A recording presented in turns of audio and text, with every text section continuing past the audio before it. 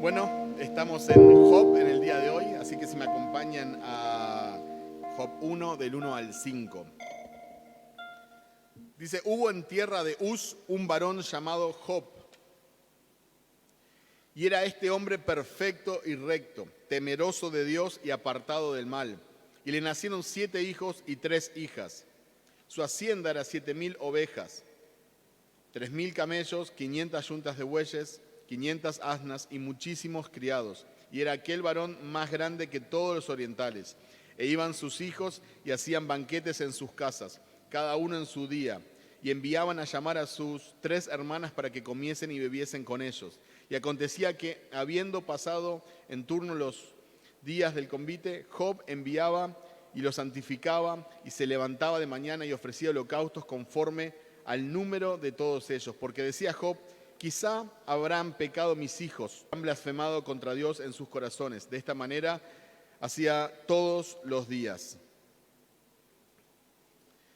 La versión NTV, el versículo 1.1 dice, era un hombre intachable de absoluta integridad que tenía temor de Dios y se mantenía apartado del mal. Esta es la presentación de Job, que es el carácter principal en esta historia, una historia verdadera, no es una historia ficticia, esto no es un cuento. El Nuevo Testamento y otros autores del Antiguo Testamento citan a Job, dando a entender que era un hombre verdadero y una historia real, como todo lo que está en la Biblia. Y acá se nos presenta a Job. ¿Y qué se nos dice? Que era un hombre intachable. Intachable, la definición es que es tan perfecto y sin tacha que no admite ni el más mínimo reproche. O sea que nadie podía decir nada negativo de Job. Y este es el testimonio bíblico, ¿no? Imagínense tener este testimonio. Vamos a ver después específicamente lo que Dios dice en la palabra respecto a Job. Dice que es de absoluta integridad, o sea, no solo era un hombre intachable públicamente, sino también en la intimidad, también era intachable. O sea que cuando nadie lo veía, a Job, seguía siendo intachable para con el Señor. Tenía temor de Dios. El temor de Dios se puede resumir como un respeto, asombro y sumisión, o una reverencia total con amor y confianza. El temor no es el miedo que nosotros acostumbramos a referirnos, ¿verdad? Cuando algo nos paraliza. Todo lo contrario. El temor a Dios es totalmente lo contrario a ese miedo que nosotros tenemos a veces entre las personas o frente a diferentes circunstancias. ¿Por qué? Porque el miedo nos paraliza frente a lo desconocido o lo que conocemos, pero no nos da confianza. Pero el temor de Dios es totalmente lo contrario. Es algo que es una reverencia que nos anima a amarlo más y a darle gracias y a confiar en Él y a seguirlo. Es sumisión, es asombro por quién es Él. Todo eso es una pequeña definición de lo que podemos decir temor de Dios o temor a Dios. Y esto es lo que tenía Job. No solo un hombre intachable que podría ser un moralista, quizás tenía muy buena moral, había sido bien educado y bueno, se portaba bien. No solo era íntegro, o sea que no era solamente externo, era para los de afuera, sino que también se portaba bien cuando nadie lo veía. Pero aparte acá tenemos la razón, y es que él era un hombre temeroso de Dios. La Biblia también dice que se mantenía apartado del mal. O sea, era un hombre santo. Esa palabra que a nosotros a veces nos da un poquito de miedo, ¿verdad? Porque no somos santos, la carne es débil y tenemos un montón de excusas. Pero la Biblia nos llama a apartarnos del mal, nos llama a apartarnos del mundo y a apartarnos para Dios. Acá Él nos dice que era santo, que se apartaba de lo que no es agradable a los ojos de Dios, se apartaba de lo que es malo o del mal. Versículo 2 nos dice que tenía una familia hermosa. La Biblia no escatima en detalles. Esto fue inspirado por el Espíritu Santo. Y en este versículo tenemos que él tenía 7 hijos varones y 3 hijas mujeres. Y está ahí por una razón este detalle. Vemos que Job era un hombre de familia y que Dios lo había bendecido con una linda familia. Vemos que tenía una buena relación con su familia, tenía armonía. Cada día de la semana iban a comer en la casa de uno de los muchachos. Hoy te toca el asado a vos, mañana a mí, ¿verdad? E invitaban a las hermanas. Entonces vemos que había armonía, que había amor. No es un detalle menor. Vemos que era próspero económicamente, versículo 3. O sea, no le faltaba nada, tenía muchos animales. Por el tiempo probablemente donde se encuentra esta historia, era un tiempo donde no se contaba las riquezas por oro y plata, sino por animales, probablemente anterior a la época de Abraham. Gozaba de muy buena reputación, también lo vemos eso en el versículo 3, lo tenían en alta estima. Entonces, tenemos acá un hombre ideal, un hombre que tenía una buena relación con Dios, tenía una buena relación con su familia, tenía una buena relación con la economía, tenía una familia unida, reinaba la paz, reinaba la alegría, había comida suficiente, se reunían, era un padre presente, se preocupaba por sus hijos, era el sacerdote de la familia, él hacía sacrificios propios de la época, hacía sacrificios por sus hijos, él se preocupaba por sus hijos. ¿Habrán pecado? ¿Habrán blasfemado? No les daba lo mismo cómo crecían. No dijo, bueno, son hijos de Job, Job es creyente y bueno, ¿qué? No, se preocupaba por ellos, era un padre presente. Entonces estamos viendo una figura ejemplar, ideal. Job era todo y lo tenía todo. Esta es la descripción. Job era todo y lo tenía todo. Humanamente hablando era perfecto. Job tenía la vida ideal que cualquier hombre soñaría tener. ¿Quién no sueña tener con una vida económica próspera, tener una familia, tener una linda relación con Dios, ser santo, estar apartado de mal? Cualquier hombre en su cordura desearía esto. Tenía la vida ideal, la vida espiritual ideal, la familia ideal, la economía ideal, hasta que hubo una reunión en los cielos, en la morada celestial de Dios. Y ahí todo iba a cambiar un poquito. Acompáñenme por favor a los versículos del 6 al 12. Job 1, 6 al 12. Hubo un día cuando los hijos de Dios vinieron a presentarse delante del Señor, y Satanás vino también entre ellos. Y el Señor dijo a Satanás, ¿de dónde vienes?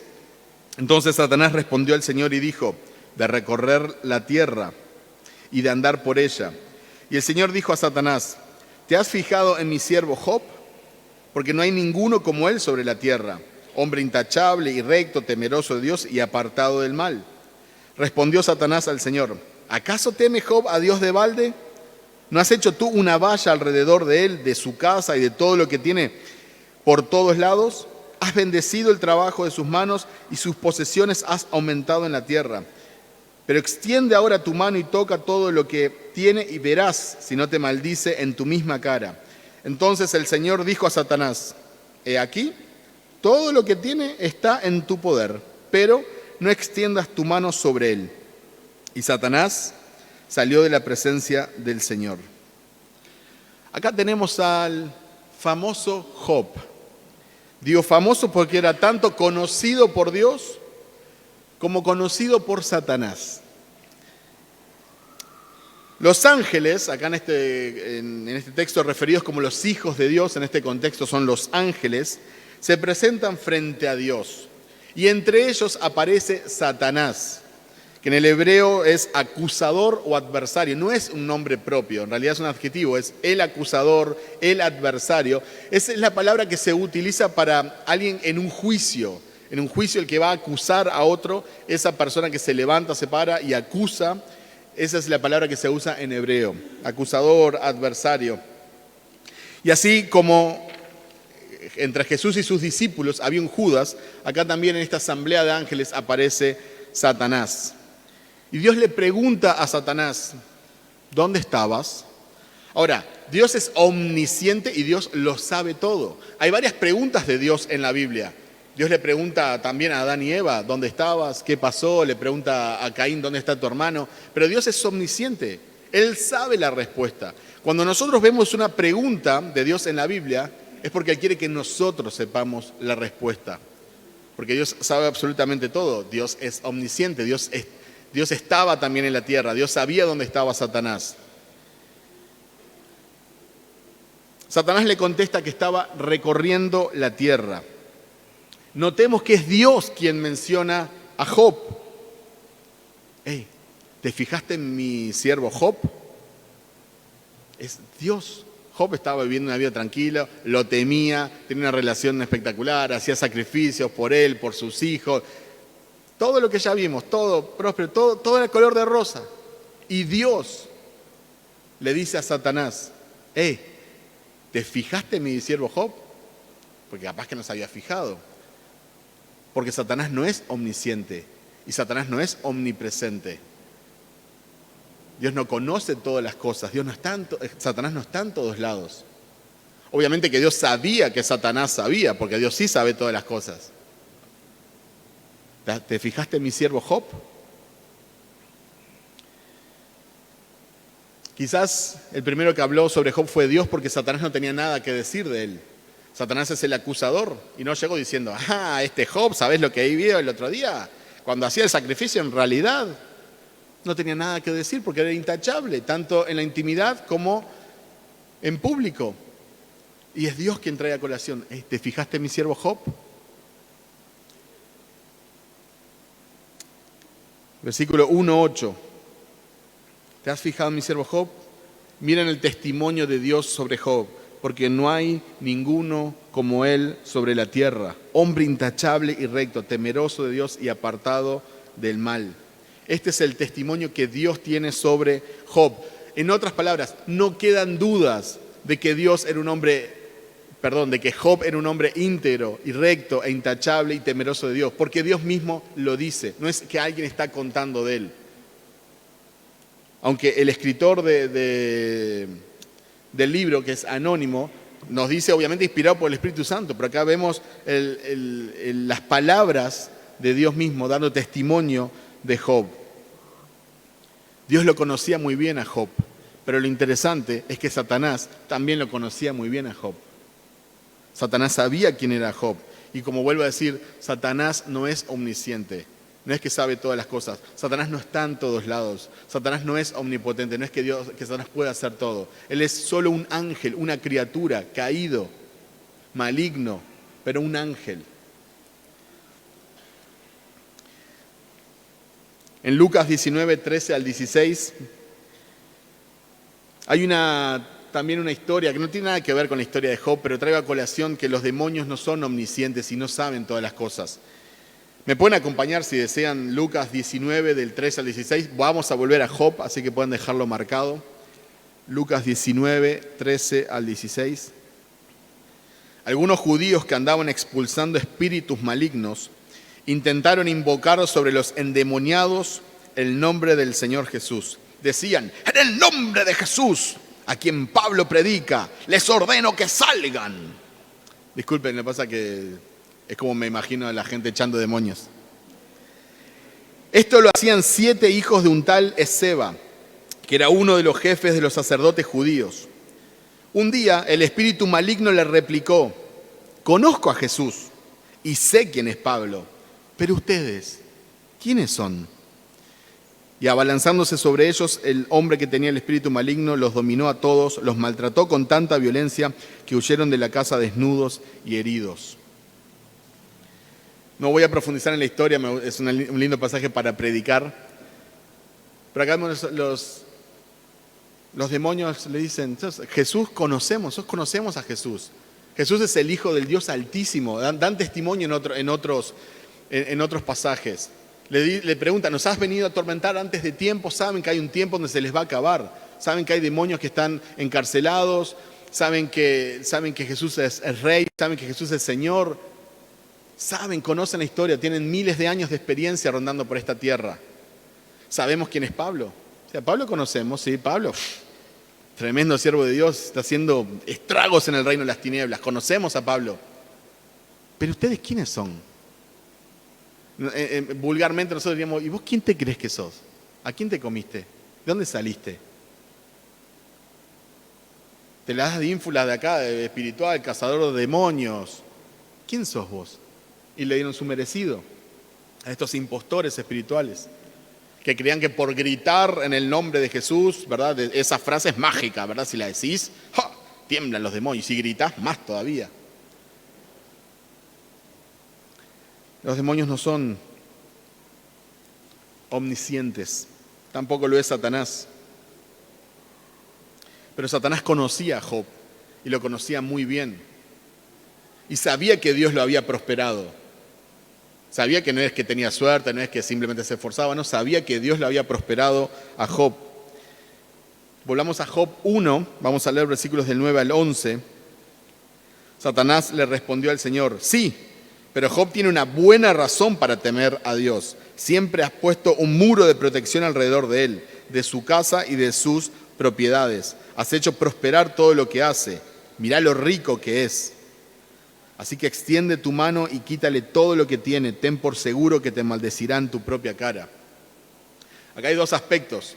Como dije, Satanás sabía muy bien y reconoce quién es el que prospera a Job, quién es el que cuida a Job, quién es el que bendice a Job, quién es el que le dio hijos a Job. Él lo tenía bien en claro. A veces nosotros como cristianos lo olvidamos y obviamente el mundo no lo reconoce, pero Satanás lo tiene bien claro. Pero Satanás piensa que la adoración de Job se debe a los favores de Dios. Y ahí es donde Dios le va a mostrar que está equivocado. Y este es un poco el trasfondo de la historia.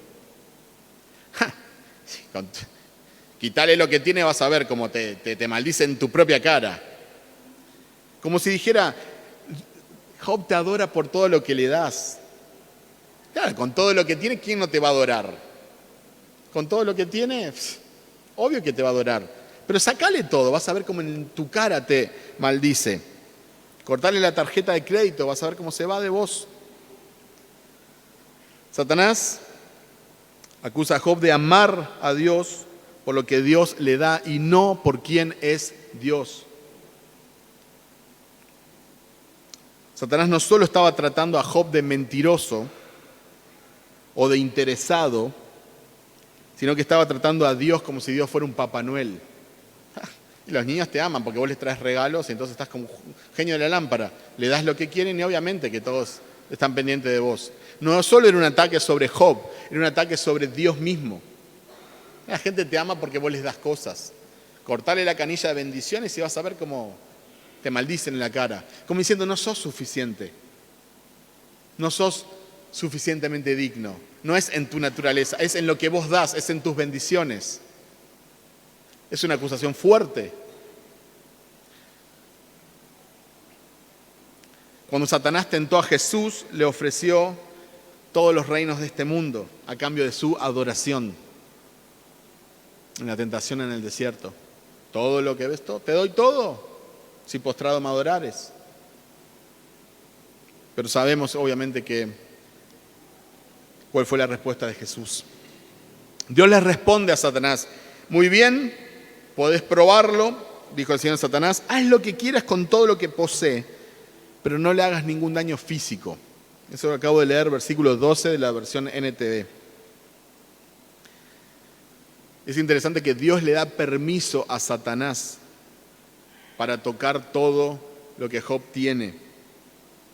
Pero es un permiso limitado. En esta ocasión le dice: toca todo lo que tiene, pero no toque su integridad física. Y Satanás: no, pará, Señor, porque a mí me corresponde, porque yo cuando me fui... No, calladito, ni chis, nada.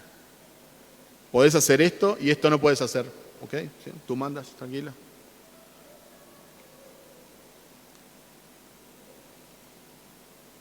Satanás no es igual a Dios. Y es tiempo que nosotros podamos entender eso. Satanás no es igual a Dios. No son dos fuerzas iguales luchando, como vemos a veces esas imágenes jugando una pulseada, ¿verdad? Y los dos ahí, Satanás y Jesús. A ver quién gana. Eso es dualismo, que es una doctrina que tiene muchos años, donde habla que hay dos fuerzas en el mundo, el bien y el mal. Son dos principios y estos luchan entre sí. Nosotros no somos dualistas. Dios es todopoderoso, Dios es omnisciente, Dios es omnipotente. Hay un solo Dios, vivo y verdadero, creador del cielo y la tierra. Es soberano. Nada de lo que pasa en este mundo, ni en el mundo espiritual, ni en el mundo material, escapa de su conocimiento y de su aprobación. Todo pasa por la soberanía de Dios. Dios está en su trono y no está levantado así mirando: ay, ¿qué pasa? Uy, mira el mundo, uy, este gobernante. No, Dios tiene control absolutamente de todo. Y es Dios una criatura, y es Satanás una criatura caída, un ángel caído que depende del permiso de Dios para obrar. es un instrumento en las manos de un Dios santo, de un Dios bueno, un Dios todopoderoso, que lo usa para sus propósitos y principios. Satanás es un instrumento en las manos de un Dios soberano, que tendrá su merecido, que no es inocente, pero que no escapa a la soberanía de Dios. Job no sabía absolutamente nada de esta reunión que estaba pasando en los cielos.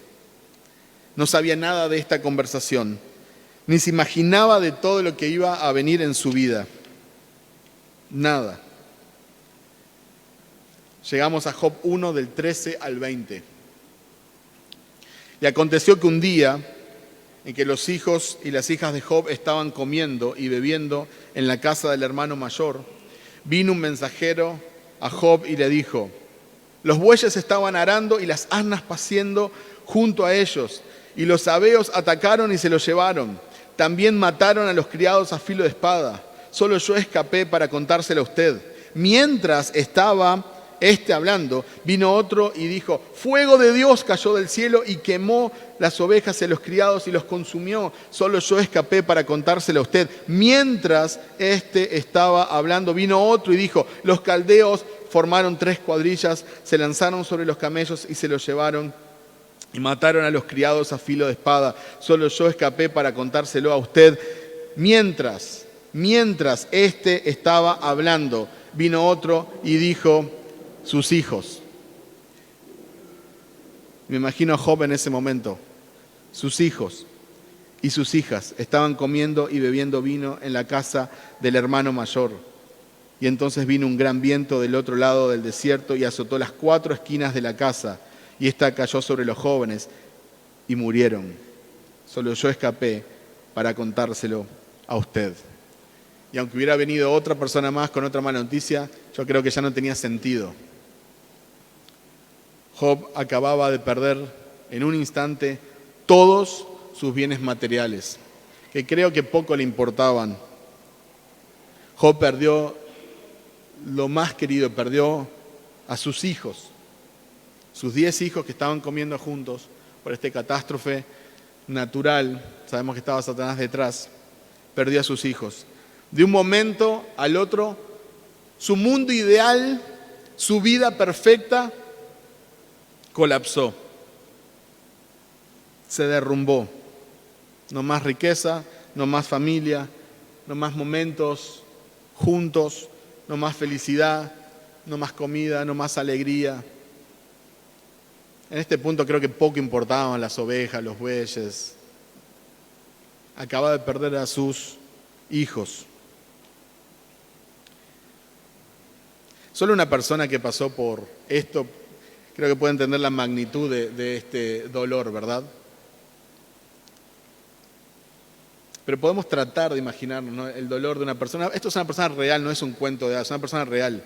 Y acaban de morir sus hijos, todos juntos, en este accidente. ¿Y cuál fue la respuesta de Job? Versículos 20 al 22.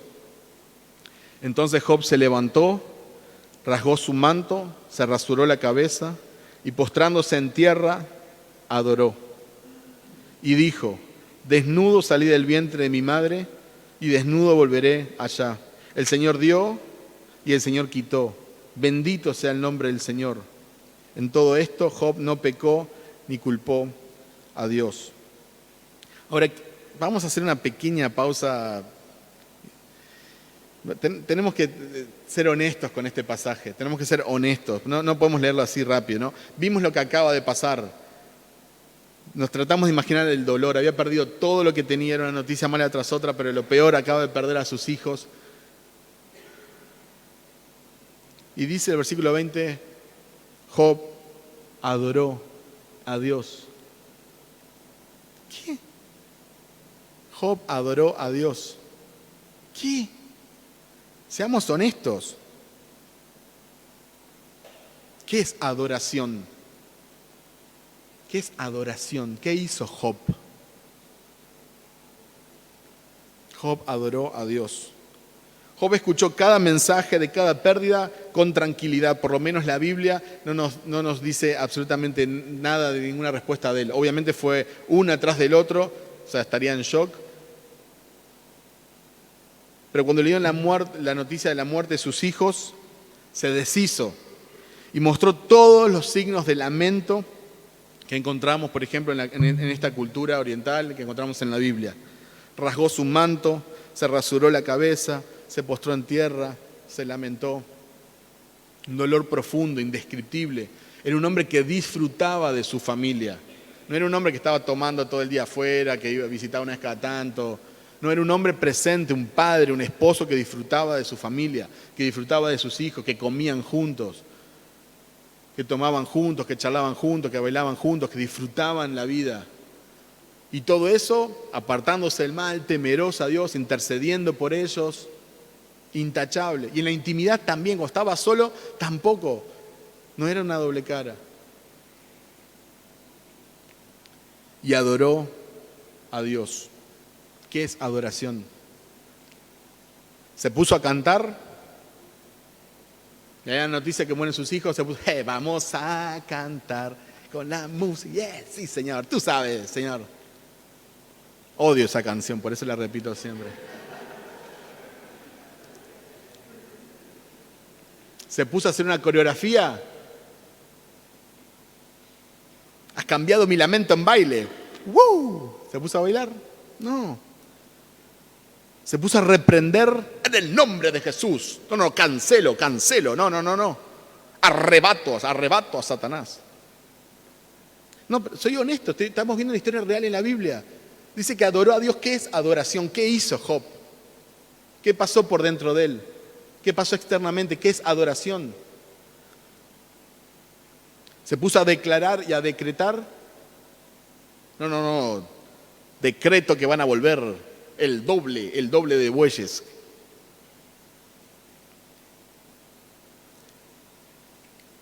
Se puso a orar por sus hijos para que resucitaran. Si era un hombre de tanta fe. Hay gente ahora que pierde a sus hijos y ora para que resuciten.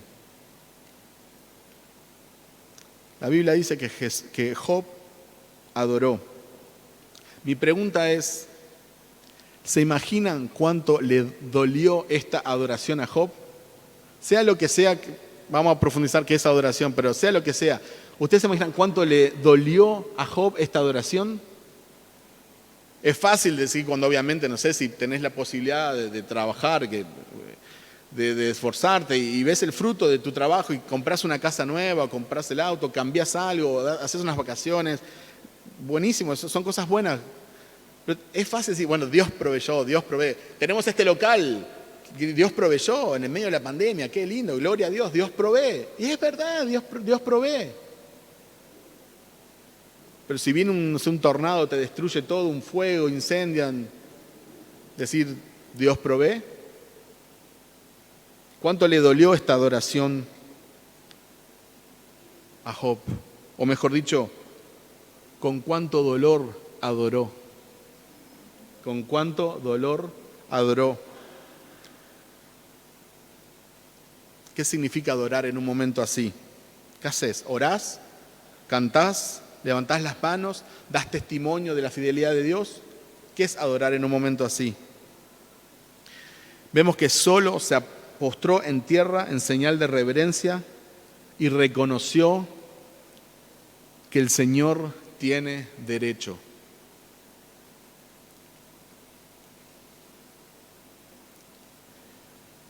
Se postró en tierra en señal de reverencia y reconoció que el Señor tiene derecho. Dios tiene derecho a hacer lo que quiera porque es soberano. Dios no me tiene que pedir permiso, no me tiene que dar explicaciones, ni menos pedir disculpas. Hay gente que dice, no, tenés que perdonar a Dios. Me mata esa psicología moderna. Su voluntad no depende de lo que me gusta o de lo que yo entienda. Job reconoce y confiesa, el Señor da y el Señor quita. O el Señor dio y el Señor quitó. Y en este momento ni siquiera cuestiona, ¿por qué me diste para quitarme? ¿Por qué no me dejaste ser un miserable toda la vida? ¿Para qué me das tremenda familia? ¿Para qué me das tremenda paz? ¿Para qué me das tremenda armonía? ¿Para qué me prosperás tanto económicamente? ¿Para qué me permitís vivir esta vida y ahora en un momento me lo quitas? Reconoce que Dios tiene derechos sobre mí, sobre mi familia, sobre mi salud, sobre mis posesiones materiales y sobre absolutamente todo. Dios tiene derecho. El Señor da y el Señor quita. Es el Señor el que quita. Y esa es una verdad difícil de digerir. Es el Señor el que quita. No es Satanás. Satanás vimos que es un instrumento para los propósitos de Dios. No es la alineación de los astros. No es lo que dice el horóscopo. No es la mala suerte. No es lo que yo declaro. Es Dios. Dios da y Dios quita. Dios pone reyes y saca reyes. Dios da días buenos y Dios da días malos. Y dice el texto que bendijo el nombre de Dios. O sea, que exaltó el nombre de Dios. El nombre es el carácter de la persona. Cuando nosotros venimos a Dios en nombre de Jesús es porque venimos de parte de Jesús, venimos por los méritos de Jesús. Es por su carácter, por su persona, es Él quien nos manda. Venimos de su parte, o sea, tenemos permiso de Él. Entonces Él exaltó el carácter de Dios, lo alabó, declaró la hermosura del carácter de Dios. Y en el peor momento de su vida, donde sabe que Dios es el que en última instancia permite que algo suceda, Dios quita, quizás humanamente hablando tenía todas las excusas, tenía todas las razones para enojarse con Dios e ir contra Él y dudar de su bondad y dudar de su carácter. En el peor momento de su vida, Él bendice el nombre de Dios, exalta su carácter, declara la bondad, la paz, la gloria, la soberanía que hay en la persona de Dios. Hay un himno muy famoso, especialmente en el mundo en inglés, que se titula It is well with my soul. Uno de los títulos en español es Está bien con mi alma. Fue escrito por Horatio Spafford en 1873. No muchos saben que fue escrito después de que la tragedia llegara a la vida del señor Spafford. Primero muere su hijo de tan solo 4 años. Tiempo después pierde una propiedad en la cual había invertido muchísimo dinero y todo lo que tenía. En Chicago, él era un abogado, aparte de ser un ministro presbiteriano. En el gran incendio de Chicago, que consumió gran parte de la ciudad, 1871, pierde todo lo que había invertido, entonces queda en la ruina financieramente. No estoy comparando esto con la pérdida de su hijo de 4 años, pero sumado a eso pierde toda su estabilidad económica. Poco más tarde se aprontaba para ir con su familia a Inglaterra, pero cambia los planes y tiene que solucionar algunas cosas por lo que había pasado en este incendio, había perdido todo y su familia se adelanta, envía a su familia en un barco a Inglaterra para luego unirse a ellos. Pero el barco choca con otro barco y se hunde completamente en el medio del Atlántico. Sus 4 hijas mueren en el naufragio. Su esposa fue la única sobreviviente y le mandó un telegrama que se hizo famoso después, cuando llegó a Inglaterra, le mandó un telegrama que decía en inglés, saved alone, salva sola, podríamos traducirlo. Algunos juegan con el solamente salva, o sea, no le quedaba nada más que la salvación a la mujer. Y esta nota fue la que inspiró el himno It is well with my soul, está bien con mi alma, su famoso himno. Comienza diciendo este himno, cuando la paz como un río acompaña mi camino, cuando las penas como las olas del mar me rodean, cualquiera sea mi suerte, me has enseñado a decir, está bien, está bien, está bien con mi alma. Y eso lo repite 3 veces, está bien con mi alma. Continúa diciendo, aunque Satanás abofetee, aunque vengan pruebas, no menguará mi fe ni mi amor, pues Cristo comprende mis luchas, mi afán, y su sangre obrará a mi favor. Está bien con mi alma. Quizás por eso este himno se hizo tan famoso.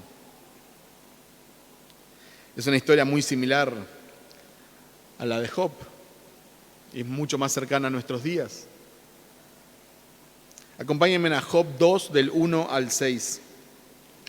Y sucedió que un día cuando los hijos de Dios vinieron a presentarse delante del Señor, vino también Satanás entre ellos para presentarse delante del Señor.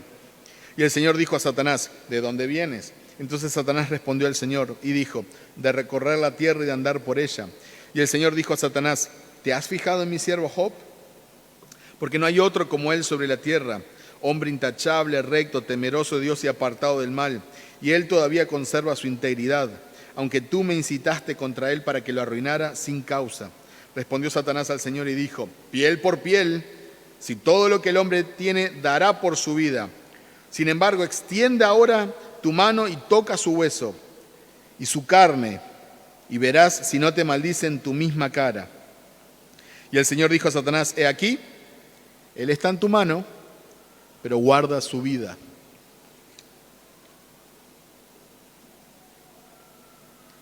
Podríamos titular un sermón en este pasaje cuando Dios te entrega a Satanás. La gente pensaría que está hablando de un tipo pecador, ¿verdad? Un tipo que no reconoce al Salvador, o de un tipo que está viviendo una doble vida. Otra vez hay una reunión muy similar a la anterior. Y Dios le hace notar la fidelidad de Job a Satanás. A pesar de las tragedias vividas, a pesar, dice, que me incitaste a ir contra él, fíjate la fidelidad de Job. Satanás le dice a Dios que la fidelidad de Job es porque conserva su salud, básicamente. Es porque no lo has tocado a él. Son sufrimientos externos. Otra vez Dios le da permiso para quebrantarlo, pero esta vez físicamente. Pero una vez más, con límites. No puedes quitar su vida. No puedes quitar su vida. Dios es el que pone los límites y Satanás no puede hacer nada que Dios no le permita. Llegamos a Job 7 al 13. Job 2 del 7 al 13. Entonces Satanás salió de la presencia del Señor e hirió a Job con llagas malignas desde la planta del pie hasta la coronilla. Y Job tomó un pedazo de teja para rascarse mientras estaba sentado entre las cenizas. Entonces su mujer le dijo, ¿aún conservas tu integridad? Maldice a Dios y muérete. Pero él le dijo, hablas como cualquier mujer necia. ¿Aceptaremos el bien de Dios, pero no aceptaremos el mal? En todo esto Job no pecó con sus labios. Cuando 3 amigos de Job, Elifaz, el Tamanita, Bildad, el Suita y Sofar, el Naamatita, oyeron de todo este mal que había venido sobre él, vinieron cada uno de su hogar, pues se habían puesto de acuerdo para ir juntos a condolerse de él y a consolarlo. Cuando alzaron los ojos desde lejos y no le reconocieron, levantaron sus voces y lloraron. Cada uno de ellos rasgó su manto y esparcieron polvo hacia el cielo sobre sus cabezas. Entonces se sentaron en el suelo con él por 7 días y 7 noches, sin que nadie le dijera una palabra, porque veían que su dolor era muy grande. Ahora sí, como si esto fuera poco, como para quebrantar a un hombre, Job lo había perdido todo. Había perdido lo material, había perdido a sus hijos y ahora también había perdido su salud.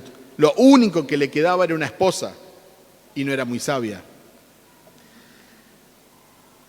O quizás no era muy sabia, pero por lo menos era honesta.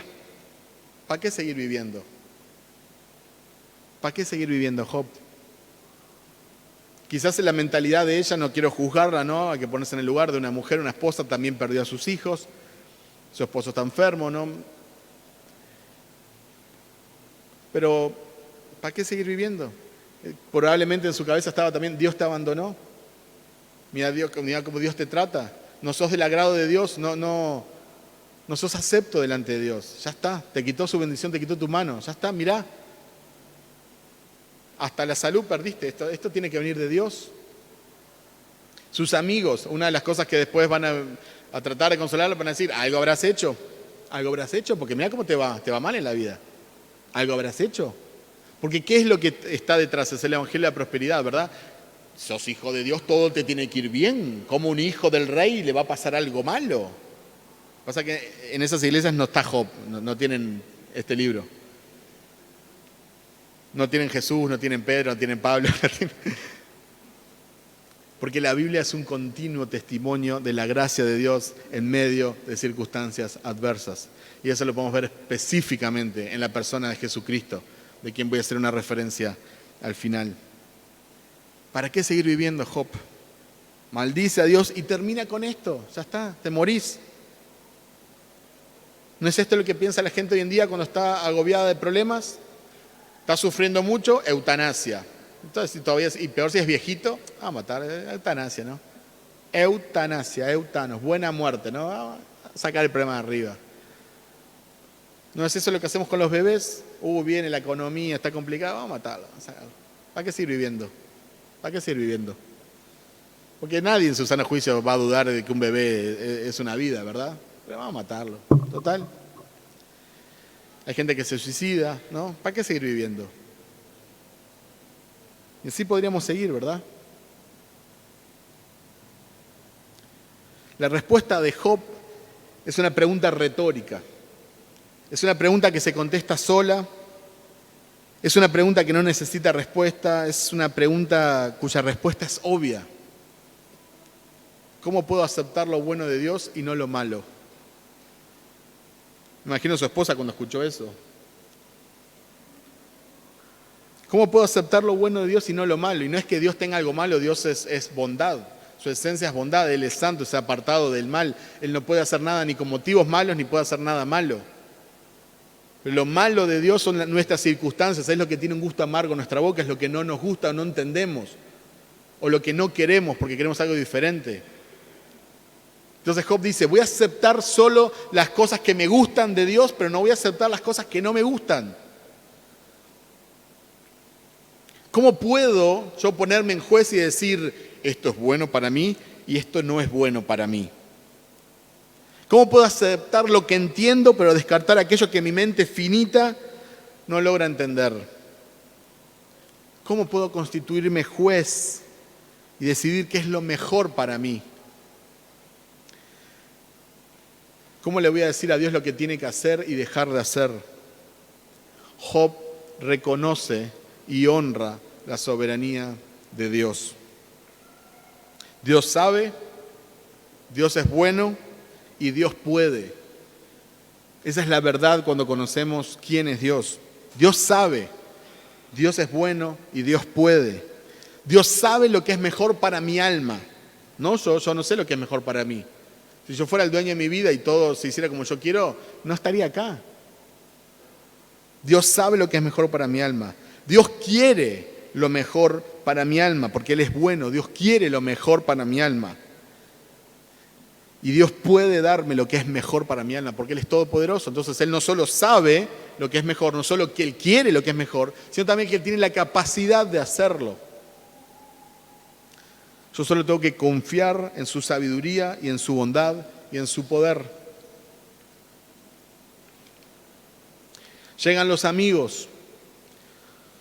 La situación de Job era tan mala, que lo ven de lejos y no lo pueden reconocer. Versículo 12.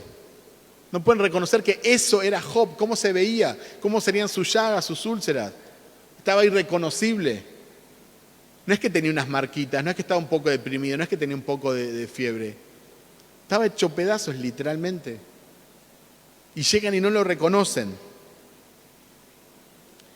Pero cuando se dan cuenta de que eso es Job, se echan a llorar. Para que imagínense lo feo que sería la situación. Cuando se dan cuenta de que ese hombre era Job, se echan a llorar. Y eran 3 hombres. No le dijeron nada por una semana. 7 días y 7 noches callados ahí al lado de él. Dice la Biblia, porque el dolor de Job, porque su dolor era muy, muy grande. Y estos no se animaban a decirle. ¿Qué le iban a decir? Todo lo puede ser Cristo que te fortalece. Dios tiene un propósito para tu vida. Clama a Dios y Él te responderá. Callados frente al dolor, porque era tanto el dolor que no se animaban a decir nada. Nosotros somos tan diferentes a Job. Si llueve un poco ya no venimos a la iglesia. Si juega nuestro equipo de fútbol, quizás no vamos a la iglesia. Se rompe la tele y ya nos enojamos con Dios porque es injusto. ¿Cómo me puede pasar esto a mí? Se rompió la tele.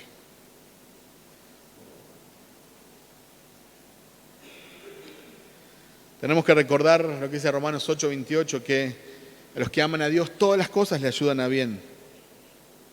Esto es, a los que conforme a su propósito son llamados. Ahora, la pregunta que se desprende de este libro es, ¿por qué los justos sufren? Estamos hablando de un hombre que amaba a Dios, que temía a Dios, una vida intachable. ¿Por qué sufren los justos? La Biblia no lo dice. Oremos, amén. No. La Biblia no lo dice. Job nunca supo todo lo que pasó en el cielo entre Dios y Satanás. Nunca lo supo. Ni la esposa de Job, ni sus amigos. Todos lucharon por explicar el sufrimiento desde la perspectiva de su ignorancia, desde su humanidad. Hasta que finalmente Job descansó nada más y nada menos que en la bondad de Dios.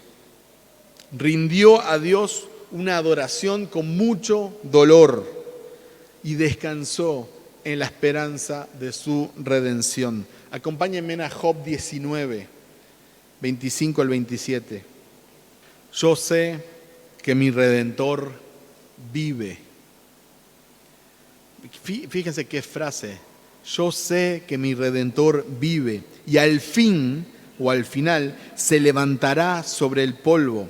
Y después de deshecha esta mi piel, en mi carne he de ver a Dios, el cual veré por mí mismo y mis ojos lo verán y no otro, aunque mi corazón desfallece dentro de mí. Cuando la adoración duele,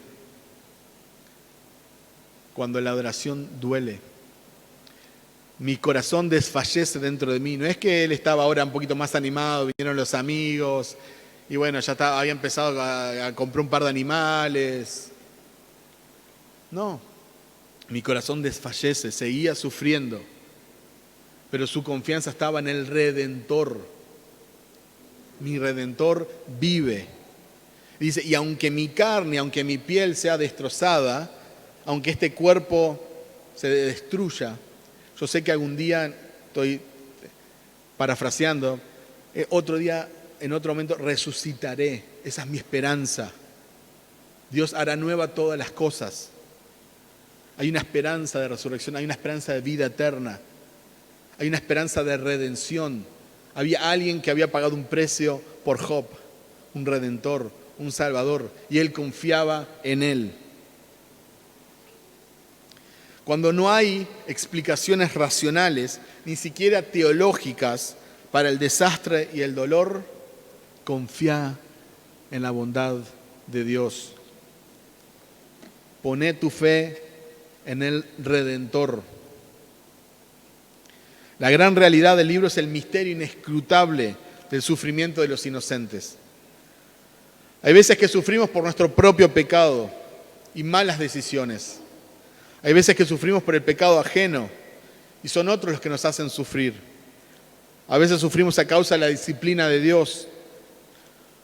Otras veces Dios usa el dolor para fortalecernos. A veces Dios nos permite sufrir para dar oportunidad de revelar su consuelo y su gracia. Hay veces que el sufrimiento de los santos es inentendible porque tiene un propósito celestial. Muchas veces somos ignorantes de los propósitos de Dios, como le pasó a Job. Nos queda confiar en Él. Acompáñenme a Job 42, del 1 al 6. Entonces Job respondió al Señor: sé que todo lo puedes y que nadie puede detenerte. Tú preguntaste: ¿quién es este que pone en duda mi sabiduría con tanta ignorancia?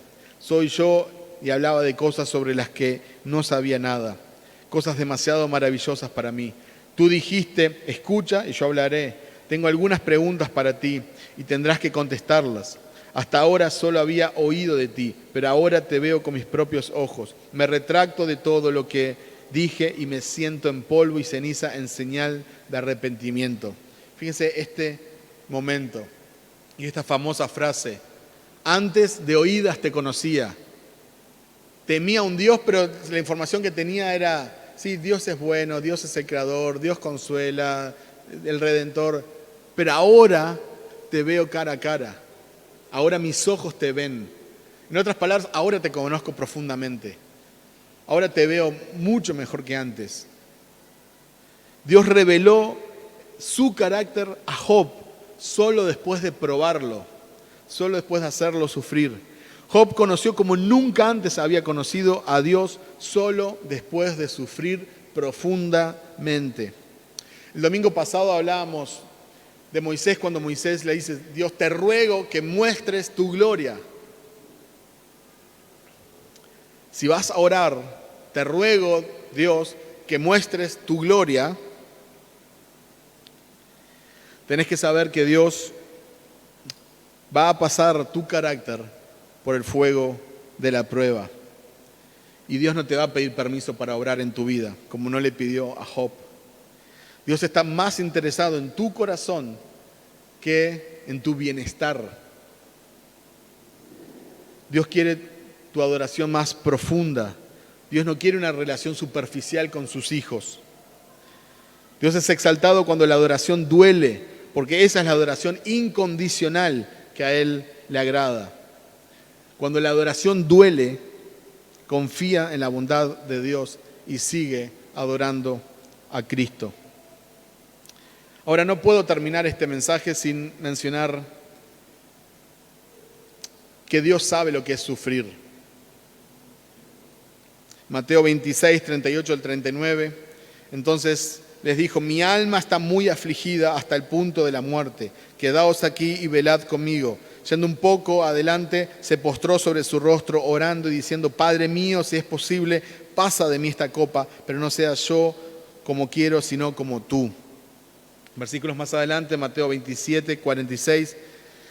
Cerca de la hora novena, Jesús clamó a gran voz diciendo: Elí, Elí, lama sabactani. Esto es: Dios mío, ¿por qué me has desamparado? Jesús se refería a la copa de la ira de Dios que sería derramada sobre él. Esa copa no pasó de largo y Jesús la bebió. Jesús absorbió todo el enojo de Dios contra todos aquellos y todos los pecados de aquellos que íbamos a creer a lo largo de la historia. Jesús se hizo maldición por vos y por mí, para que ya no tengas que estar separado de Él. Tu adoración, mi adoración, el hecho de que nosotros le adoremos, que tengamos una relación personal con Él, le dolió a Cristo, le dolió a Dios. Cuando te duela adorarlo, o cuando la adores con dolor, recuerda que el precio que Él pagó por tu adoración fue mucho más alto. Él pagó un precio con mucho dolor para que podamos decir lo que dice en Romanos 8, 38, 39. Porque estoy convencido de que ni la muerte ni la vida, ni ángeles ni principados, ni lo presente, ni lo porvenir, ni ninguna cosa creada nos podrán separar del amor que es en Cristo Jesús, Señor nuestro. Aunque duela, Jesús es digno de nuestra adoración. Amén.